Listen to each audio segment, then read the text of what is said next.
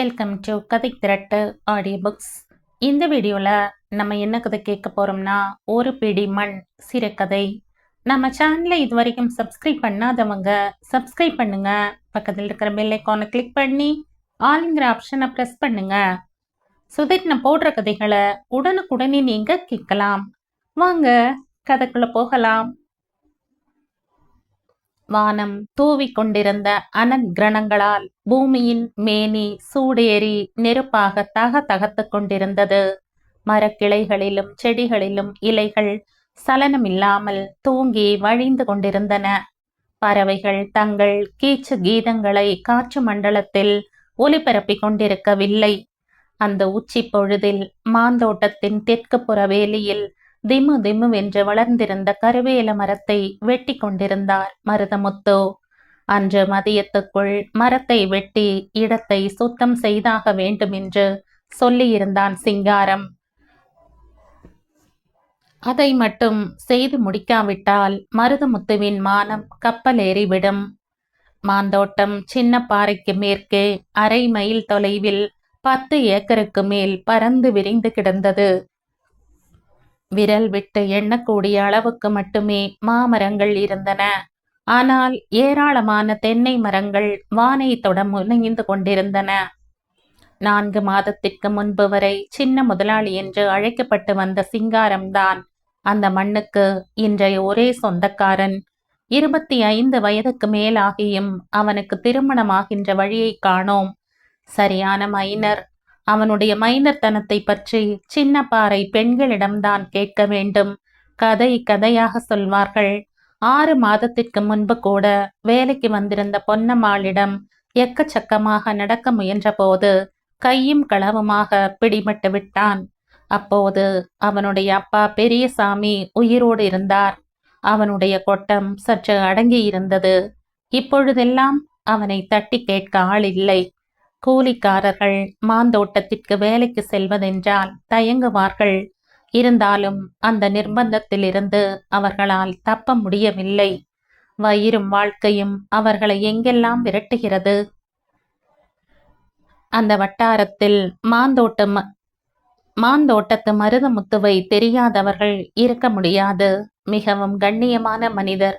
வீட்டில் உட்கார வைத்து சோறு போடுவதற்கு ஆளிருந்தும் உழைப்பதிலேயே ஒருவித நிறைவு இருப்பதாக நினைப்பவர். வயது 60க்கு மேல் இருக்கும். அடே அப்பா, அவர் எந்த காலத்து மனுஷர் என்ற வியப்புக்குறியோடுதான் அவரை பற்றி பேசிக்கொள்வார்கள். அவருடைய வாழ்க்கை சக்கரம் கடந்த 3 தலைமுறைகளாகவே மாந்தோட்டத்தின் மடியில் தான் உருண்டு கொண்டிருந்தது. 20 வருடங்களுக்கு முன்பு தனது மனைவி நிரந்தரமாக கண்ணை மூடிவிடவே குடும்பத்தை விட்டு வெளியேறி மாந்தோட்டத்திலேயே தங்கிவிட்டார். தாம் ஒரு பணக்காரனின் தோட்டத்தில் வேலை செய்வதிலேயே ஒருவித கௌரவம் இருப்பதாக எண்ணுபவர். தோட்டத்தின் மேற்குப்புற வேலியில் குலைகளை சுமந்தபடி நிற்கும் தென்னை மரங்கள் மண்ணையும் நீரையும் மட்டுமல்லாமல் அவருடைய வியர்வையையும் உண்டே வளர்ந்தவை. பெரியவர் உயிரோடு இருந்த காலத்தில் தம்முடைய சடலம் அந்த தோட்டத்தின் வேலியோரத்தில் எங்காவது ஒரு மூலையில் புதைக்கப்பட வேண்டும் என்று அடிக்கடி மருதமுத்து விண்ணப்பித்துக் கொண்டிருந்தார். ஒரு முறை பெரியவர் சிரித்து கொண்டே, டேய் மருதா, இந்த மண்ணு மேல என்னை விட உனக்கு தாண்டா ஆசை அதிகம். நான் உனக்கு முந்திட்டா அது நடக்குமோ என்னமோ, இல்லைன்னா பார்க்கலாம் என்றார். முதலாளியே முந்திவிட்டதால் மருதமுத்துவுக்கு பெரிய ஏமாற்றம். முதுமையின் தீண்டலால் அவருடைய கருத்த மேனி சதை சுருக்கங்கள் படிந்து விகாரப்பட்டு போய் காய்ந்த இலையை போல மொரவென்றிருந்தது.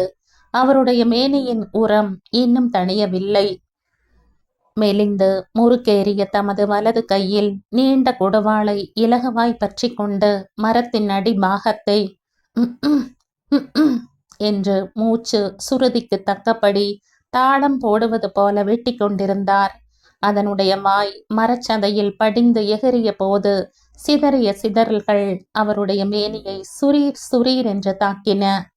நீண்ட நேர போராட்டத்திற்கு பின் மேல் மூச்சு கீழ் மூச்சு வாங்க மரத்தை வெட்டி சாய்த்தார். உச்சந்தலை தெரிய வரிந்து கட்டிய துண்டை அவிழ்த்து முகத்திலும் மார்பிலும் படிந்திருந்த வியர்வையை அழுந்த துடைத்துவிட்டு சுற்றிலும் பார்வையை ஒரு முறை விரட்டினார். அந்த வட்டாரத்தில் நிசப்தம் கடை விரித்திருந்தது. தொலைவில் அவருடைய கடைசி பேரன் கந்தசாமி புழுதி காற்றுக்குள் தூக்கு பெட்டியை சுமந்தபடி வந்து கொண்டிருந்தான். அவர் மெல்ல நடந்து சென்று பூவரச மரத்திற்கு கீழே நின்று கொண்டார். பாவம் பேராண்டி தினமும் வெயில்ல கஷ்டப்பட்டுட்டு எனக்கு சோறு சுமந்துட்டு வந்து கொடுத்துட்டு குடுகுடுன்னு ஓடுறான். மத்தியானம் பள்ளிக்கூடம் விட்டதும் வீட்டுக்கு போய் சோத்தை அள்ளி போட்டுட்டு எனக்கும் சோத்தை தூக்கிட்டு வர்றான். அந்த பொண்ணு சிவகாமிய சும்மா சொல்லக்கூடாது. எனக்குன்னு சோத்தை போட்டு வச்சுட்டு பேராண்டி போனதும் போவாததுமா சோத்தை திங்க வச்சு அவனை விரட்டுது. அந்த பொண்ணுக்கு என்ற மேலதான் எத்தனை பிரியம். பாவம் பாவம், அது வவுத்துல இன்னைக்கு வேற ஒன்றும் காய்க்கல. இப்ப என்ன வயசா ஆவி போச்சு. கல்யாணம் ஆவி 1.5 வருஷம்தானே ஆகுது. மர நிழலில் நின்று கொண்டு பேரன் வரும் திசையில் பார்வையை குத்தியபடி மருதமுத்து தனக்குள் பேசிக்கொண்டிருந்தார். அவருடைய பெயரை சொல்லி வம்ச விருத்தி அறந்து போகாமல் பாதுகாக்க வந்த ஒரே புத்திரன் ரங்கசாமி. அவருக்கு 2 பையன்கள். மூத்தவனுக்கு திருமணமாகிவிட்டது.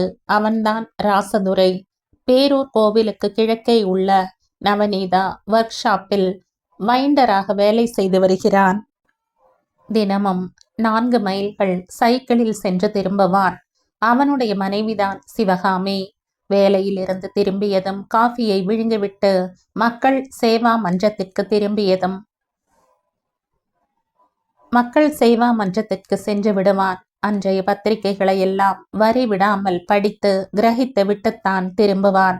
சாப்பிட்டு முடித்ததும் மீண்டும் அங்கு சென்று வாத விவாத கோதாவில் இறங்கி விடுவான். வழக்கமாக 10 மணிக்குத்தான் வீட்டுக்கு வருவான். அவன் எந்த விஷயத்தையும் ஆழமாக பார்த்து தீவிரமாக சிந்தித்தே ஒரு முடிவுக்கு வருவான். அவனுடைய நண்பர்களும் அவனுக்கு சளைத்தவர்கள் அல்ல. ராசதுரைக்கு சின்ன பாறையில் நல்ல செல்வாக்கு. அவனுக்குத்தான் 4 விஷயமும் தெரியும் என்று சொல்வார்கள். முகத்தில் அரும்பிய வியர்வையில் நனைந்த புழுதி மினுமினுக்க கந்தசாமி லேசாக சிரித்தபடியே மருதமுத்துவை நெருங்கியதும், அப்பாரு இன்னைக்கு ரொம்ப பசிக்குதா? நான் வர்றதையே பார்த்துட்டு இருக்கியே என்றான். இல்லீடா கண்ணு, ஏதோ நினைச்சிட்டு அப்படியே நின்னுட்டேன். சரி வா. அப்பாரு நேரமாச்சு, சாப்பிட்டு போட்டு போசிய கொடு. பள்ளிக்கூடத்துக்கு சீக்கிரமா போகணும், இல்லைன்னா டீச்சர் அடிப்பாங்க.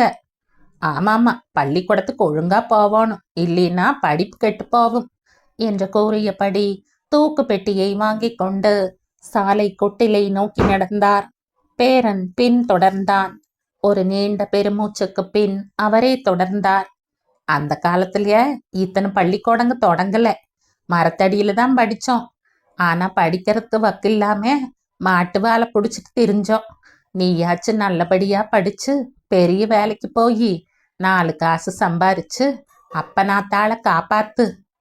பேரனுக்கு வழக்கமான உபதேசங்களை போதித்தபடியே நடந்தார்.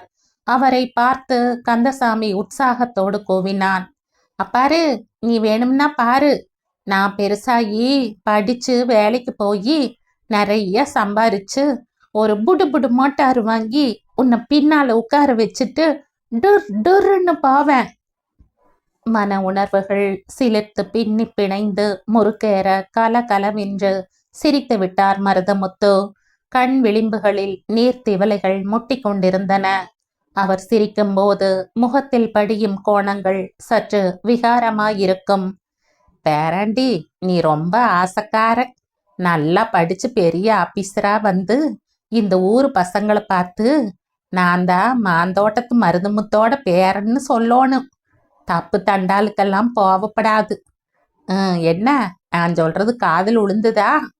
நீ வேணும்னா பாரு பாரு, ஒரு நாளைக்கு நான் பெரிய ஆபீசரா ஆவனா இல்லையான்னு.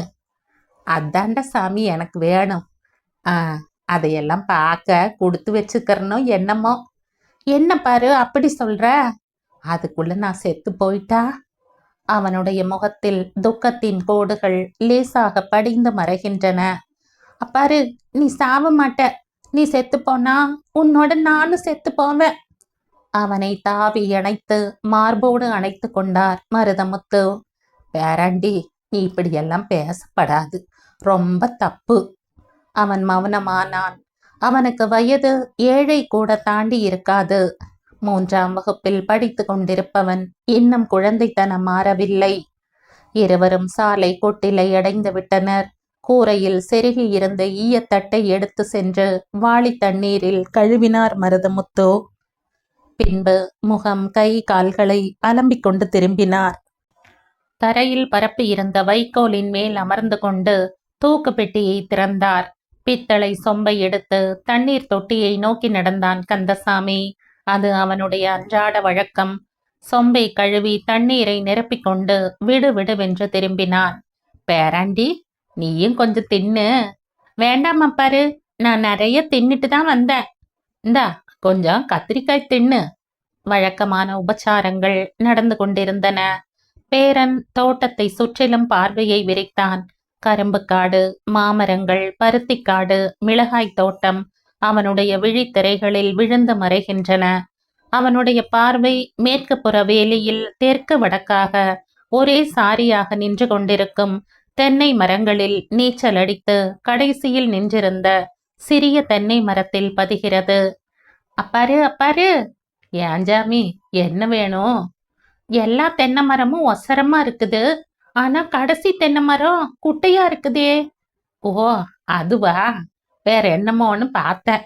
ரொம்ப நாளைக்கு முன்னால நான் தான் இந்த தென்னை மரங்களை நட்டு வச்சேன். ஒன்று பாதியிலேயே பட்டு போச்சு. அதனால அது புடுங்கி போட்டுட்டு வேற ஒன்று நட்டு வச்சேன். அன்னைக்கு தான் நீ பிறந்திருக்க. அப்படின்னா இப்ப உனக்கும் அதுக்கும் 7 வயசு ஆகுது. அவர் சாப்பிட முனைந்தார். அவன் அந்த மரத்தையே உற்று பார்த்து கொண்டிருந்தான். அதை கவனித்த கிழவர், பேராண்டி, என்ன அப்படியே பார்த்துட்டு இருக்கிற? இளநீ குடிக்கிறையா? ஆ. அவன் தலையை அசைத்தான். மருதமுத்து சில வினாடிகள் வரை தயங்கினார். இதுவரை முதலாளியின் அனுமதி இல்லாமல் அவர் எதையும் செய்ததில்லை. அவருக்கு சற்று சங்கடமாகவே இருந்தது. அந்த பொடாரான் தின்னு போட்டு வந்து மல்லாந்து கிடக்கிற நேரமாச்சே. அவன் வாரதுக்குள்ள சீக்கிரமா ஒரு இளநீ போட்டு குடிக்க வச்சு அனுப்பணும். பேரன் பின் தொடர தாம்பு கயிற்றையும் அரிவாளையும் எடுத்துக்கொண்டு அந்த சிறிய தென்னை மரத்தை நோக்கி நடந்தார். தாம்பு கயிற்றை தலை கயிறாக முடிந்து கொண்டார். அரிவாளை இடுப்பில் செருகினார். விறு விறுவென்ற மரத்திலேறி 2 இளநீர் காய்களை தள்ளினார். அவைகள் மூளைக்கொன்றாக பந்தை போல உருண்டன. அவைகளை மரத்தடிக்கு கொண்டு வந்து சேர்த்தான் கந்தசாமி. கீழே இறங்கி வந்ததும் இளநீரை சீவி பேரனுக்கு கொடுத்துவிட்டு 2வதையும் சீவத் தொடங்கினார். அவன் குடித்து முடித்துவிட்டு, அப்பாரு, வவுரு டும்முன்னு ஆயிப்போச்சு. இந்தா இதையும் குடி. நீ குடிச்சிட்டு பின்னால கொஞ்சம் குடு அப்பாரு. முதல்ல நீ குடி, அப்புறம் நான் குடிக்கிறேன். ஆ, நான் மாட்டேன், நீதான் முதல்ல குடிக்கணும். இருவரும் இளநீரை குடித்து முடித்துவிட்டு அவைகளை பிளந்து தேங்காயையும் தின்று முடித்தனர். பேராண்டி, அந்த மட்டையெல்லாம் பொறுக்கி வேலிக்குள்ள வீசிரு. சில துண்டுகள் இருண்ட வேலிக்குள் மறைகின்றன. அப்போது பின்னால் இருந்து, டே மருதா, தேரிட்டு ராஸ்கல், எத்தனை நாளாடா இந்த வேலை? சிங்காரம் கொலை வெறி பிடித்தவனைப் போல நின்று கொண்டிருந்தான். அவனுக்கு பக்கத்தில் சவாரி வண்டி சாரதி ஆறுமுகம் நின்று கொண்டிருந்தான். மருதமுத்துவின் மனம் பதறியது. உடலெல்லாம் நடுங்கியது. வியர்த்து கொட்டியது. மனதிற்குள் அவமான உணர்ச்சி குறு குருவென்று உறுத்தியது. சிங்காரம் சிறிதும் நாகரிகம் இல்லாமல் தரம் இல்லாத வார்த்தை சரங்களை வீசிக்கொண்டிருந்தான். அனைத்தையும் பொறுமையோடு கேட்டுவிட்டு அமைதியாக, தம்பி, ஏதோ தெரியாம செஞ்சு போட்டேன். இது முதல் தடவையாவும் கடைசியாவும் நினைச்சிட்டு மாப்பு குடுசாமி என்றார். சர்த்த நிறுத்துடா. இன்னைக்கு செஞ்ச மாதிரி தாண்டா எல்லாத்தையும் செய்வ. மட்ட மத்தியானத்துல இப்படி திருடி திங்கிறவன் ராத்திரியில என்னவெல்லாம் செய்ய மாட்டா? கிழவருக்கு என்ன செய்வதென்றே புரியவில்லை. அவமான உணர்ச்சி ஒரு புறம், எரிச்சல் வேறு பெய்த்து கொண்டு வந்தது. மளமளவென்று பேசத் தொடங்கிவிட்டார். தம்பி, நீங்க இப்ப வந்தவங்க. நான் 2-3 தலைக்கட்டா இந்த மண்ணை கீறிட்டு இருக்கிறவன். இந்த தென்னை மரமெல்லாம் நான் வச்சு வளர்த்துனது. மாடு கண்ணு திங்க விடாம ராத்திரியும் பவலுமா கண்ணுக்கு விளக்கெண்ணெய் போட்டுட்டு காப்பாத்துனேன். நான் 2 இளநி போட்டுக்கிறதுக்கு கூட சொந்தம் இல்லையா? பேரன் ஆசைப்பட்டானேன்னு போட்டு கொடுத்தேன். அதெல்லாம் உனக்கு தெரியாது தம்பி.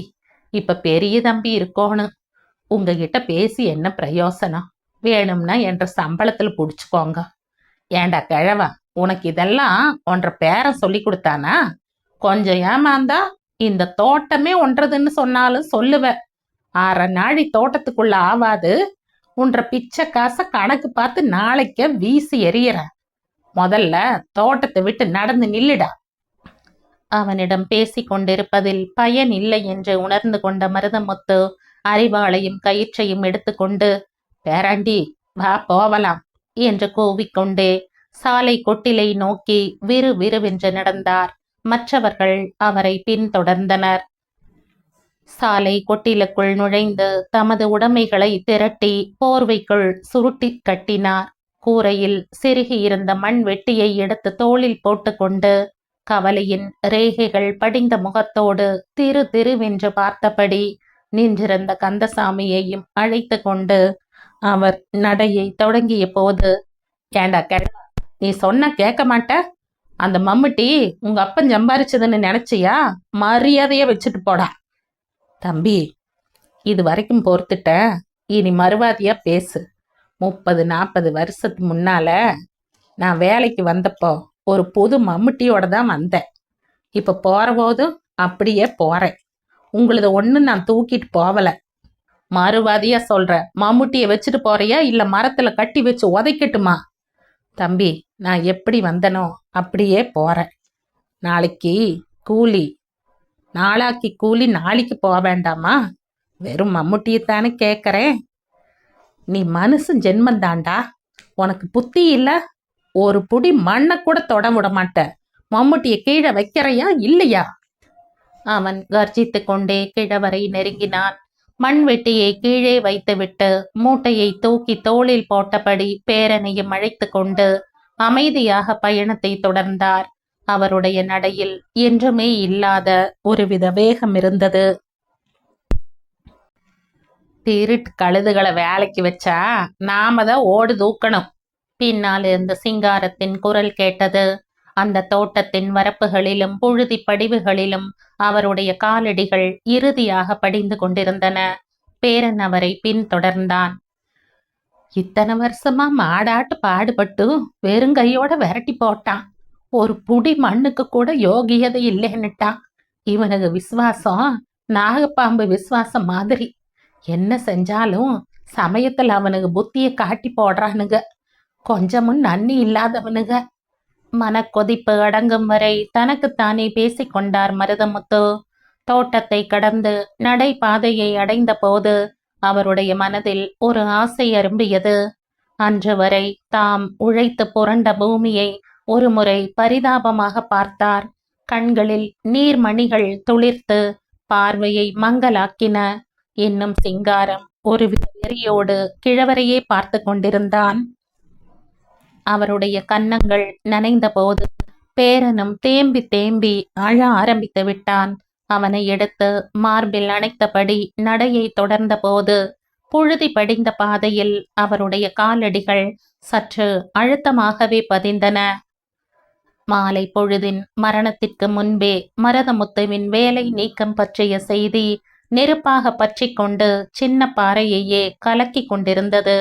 ராசத்துறைக்கு அசாத்தியமான மனக்கொதிப்பு. அவன் மற்ற தோழர்களோடு கூடி ஆலோசித்தான். அன்றிரவே ஊரை கூட்டுவதென எல்லோரும் முடிவெடுத்தனர். வாயிற்படிகள் தோறும் ஊர் கூடும் விஷயம் எதிரொலித்தது. நீண்ட காலமாகவே இத்தகைய பிரச்சனைகள் அங்கொன்றும் இங்கொன்றுமாக நிகழ்ந்து கொண்டுதான் இருந்தன.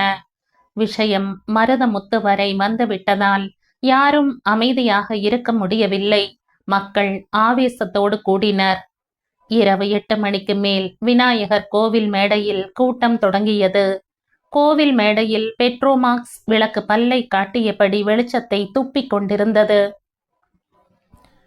அதனை சுற்றி சில முதியவர்களும் இளைஞர்களும் வட்ட வியூகத்தில் அமர்ந்திருந்தார்கள். மேடையை அடுத்து கூலி வேலை செய்யும் பெண்களும் ஆண்களும் ஆங்காங்கு அமர்ந்திருந்தனர். மேடையின் ஒரு மூலையில் மருதமுத்துவும் அமர்ந்திருந்தார். இப்படி ஒரு கூட்டம் இதுவரை கூடியதில்லை என்று மாரப்பன் சின்னசாமியிடம் கூறிக்கொண்டிருந்தான். நிலமுள்ள சிறிய பெரிய பிரபுக்களை எதிர்த்து கூலி வேலைக்காரர்கள் இதுவரை எந்த பிரச்சனையையும் கிளப்பியதில்லை. ஊர் தலைவர் அன்று நடந்த கூட்டத்தில் கலந்து கொள்ள அனுமதிக்கப்படவில்லை.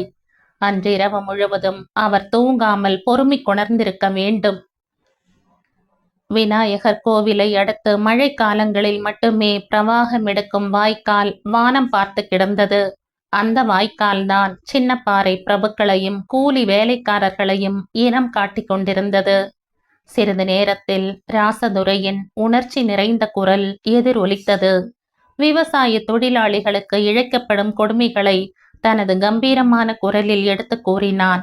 மருதமுத்துவுக்கு நேர்ந்த கதியையும் விளக்கமாக கூறி முடித்துவிட்டு அமர்ந்தான். ஒரு பிடி மண்ணுக்கு கூட யோகியதை இல்லாதவங்களா நாம என்று தன்னை மறந்து குரல் எழுப்பினார் முத்துவேலர். கூலி நிர்ணயமும் வேலை நேரமும் சில அதிகப்படியான உரிமைகளும் விவசாயிகளுக்கு வரையறுக்கப்பட வேண்டும் என்று பழனியப்பன் வலியுறுத்தியதை எல்லோரும் வரவேற்றனர். இறுதியில் அவர்களுடைய கோரிக்கைகள் நிறைவேறாத வரையில் யாரும் வேலைக்கு செல்வதில்லை என்ற முடிவுக்கு வந்தனர். மற்ற கிராமங்களில் வாழும் விவசாய கூலிகளையும் ஒன்று திரட்ட வேண்டும் என்ற திட்டம் முன்வைக்கப்பட்டது. அன்று நேரமாகிவிடவே மறுநாள் கோரிக்கைகள் பற்றி விவாதித்து முடிவெடுப்பதென்று தீர்மானித்தனர். அவர்கள் தங்களது குடிசைகளுக்கு திரும்பிய போது முதல் கோழி கூவத் தொடங்கிவிட்டது.